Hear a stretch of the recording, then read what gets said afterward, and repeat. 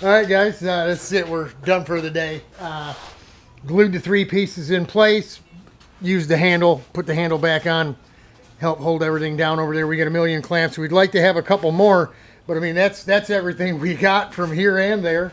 We got some smaller ones, but they'll damage the tin on the other side. They're only like for 1 inch. You can probably get them on 1.5 inch, but they'll do damage. We don't want to damage anything. We've got everything's taped underneath, or it's got a piece of something to protect from denting the skin, right? We don't want to put dents in the skin where you can see it. So hoping that's going to do it. We tried to I had this genius idea where I was just going to use the trim, right? But you're going to literally have to bang it on, and with the glue not set up, the wood still wants to move.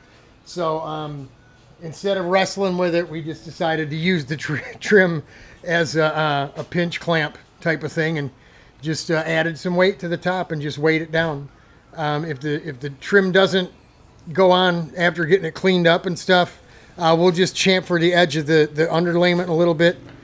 We don't really want to mess with the screwing up the wall thickness of the trim or anything, because then you could have it fail, and it's already 25 years old, so we don't want to help it along any more than we need to, because we're going to put screws through it too. So yeah, that's it. Tomorrow we're night off, right? Yep, that's it. Done and done for the last day of July. Happy birthday, Shelby, Rich's daughter's birthday. How old is she, Rich? 29. 29. Ooh. Which means I'm 59. Dang, man, is he old. Wow.